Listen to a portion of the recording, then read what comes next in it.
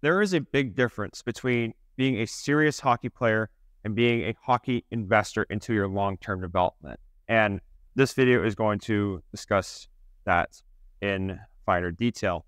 So I think this is one of the gutsiest things and topics that I've discussed, because I have finally found a way to inject the money conversation, to inject the investing conversation into hockey development. And I think this not only hit a mark for me personally, because this is when I really started to get antsy and really passionate about things, was when I found out how much my parents were spending on me to essentially just play hockey and do what I wanted. And it ended up not working out to where we wanted it to go, which was my parents wanted me to do what I wanted to do.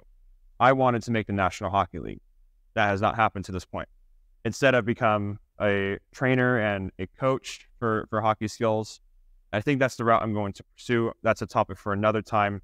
But basically, when I realized how much they were investing into me to do what I ended up doing with all my training, that really finally hit me, I would say within the last 6 months, when I learned for the first time what investing really was. And I have to credit my personal finance advisor for giving me the tools that and the learnings that made me have this little shift.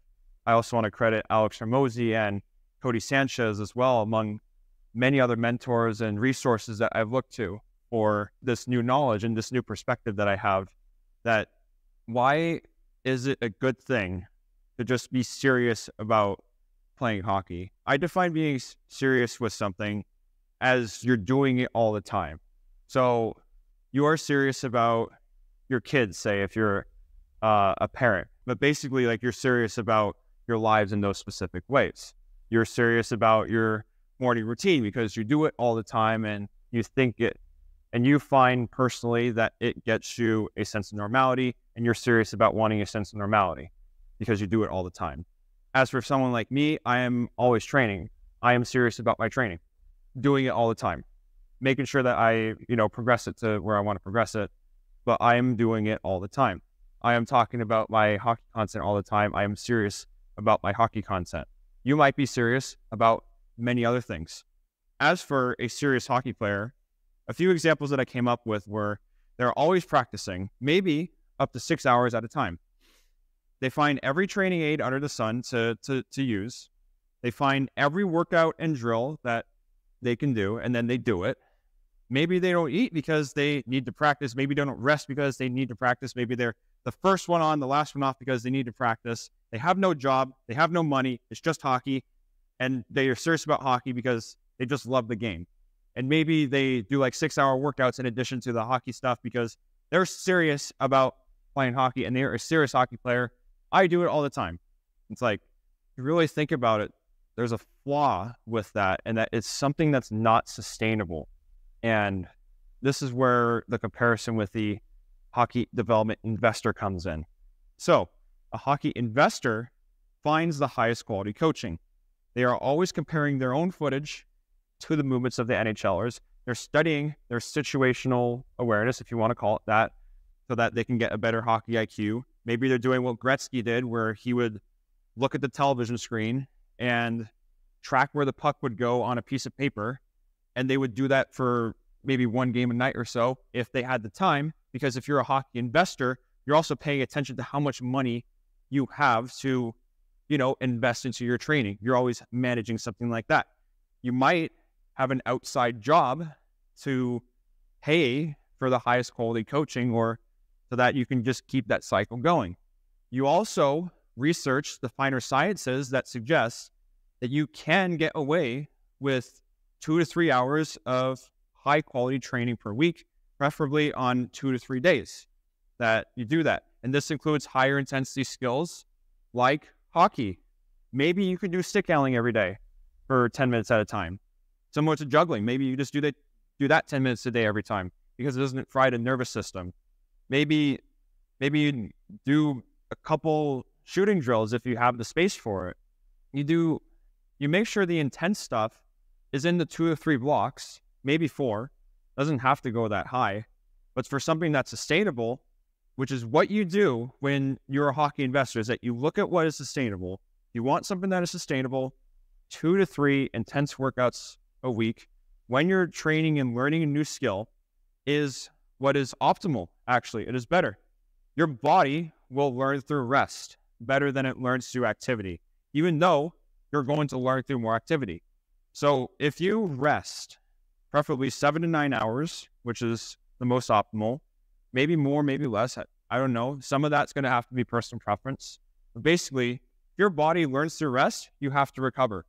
You have to recover. So maybe you spend some of that recovery in that outside job that you get to pay for the highest quality coaches so that you get that faster feedback loop. And that is part of the strategic programming that your coach is helping you out with. That is another pillar of being a hockey investor, is that you have strategic programming over a 3 to 5 year period, maybe longer, because you are investing into your long-term development here. It's not something that is, short-lived just for a season or two. You're doing this for the long run. That's who I stand up for. I also put down, and this is one of the last points, maybe if you're a hockey investor, you literally have a financial advisor at the helm with you hand in hand. And that's what I have at the moment. I think it's smart to have that. I would hope every pro hockey player has something like that, just so they don't end up in the streets.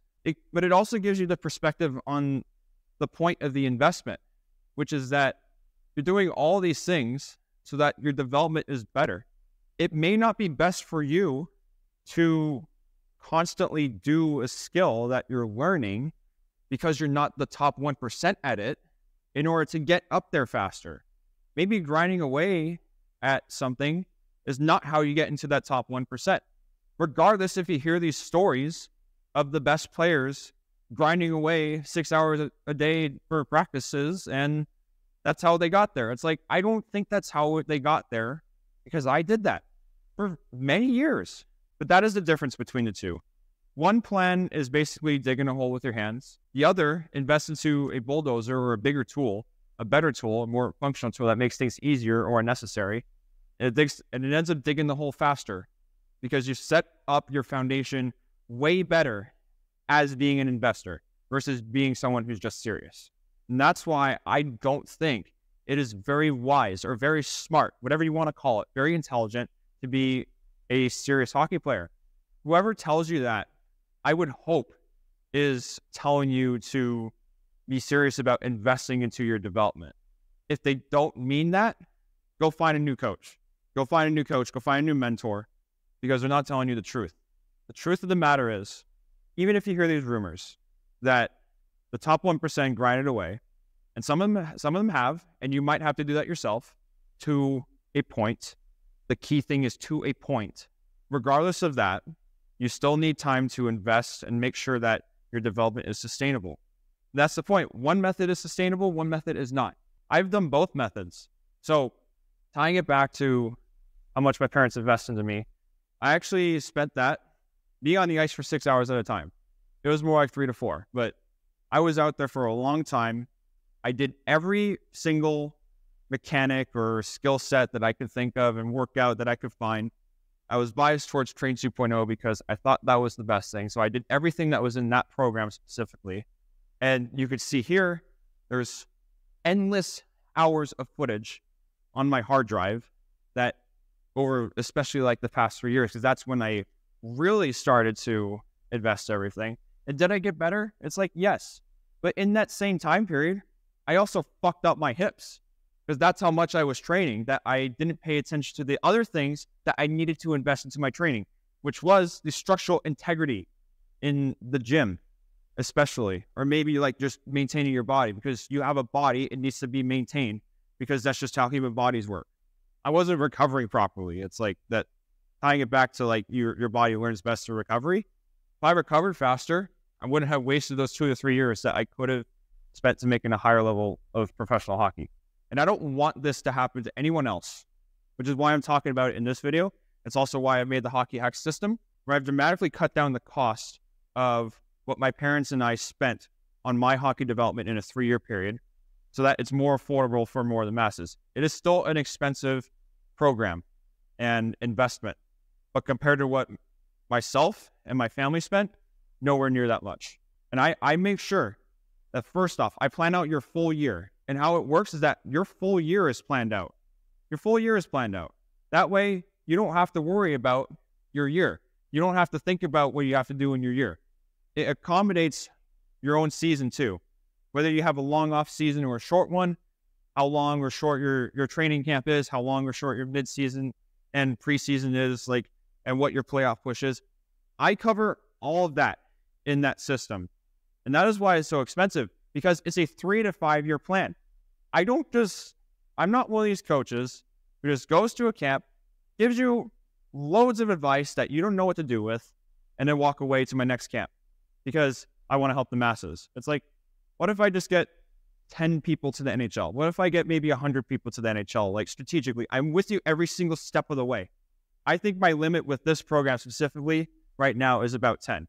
Maybe I can build that to 100. Who knows? But for right now, it's 10, and it's filling up. I still have the holiday discount going, by the way. There's 2 signups left. One person has taken it already. You get 60% off for the first 3 months. And then after that, it goes back to full price. And I only have 10 spots available. Yeah, so 2 of you have a chance to invest into the same system that I wish I had when I was 12 years old. Invest in the same care, the same development plan that I wish I had when I was 12 years old. Because this program is so good, there's so much support, that if I did it when I was 12, I would have made the NHL as a shitty athlete when I was 12 years old. I had nothing going for me athletically. I was really bad at sports.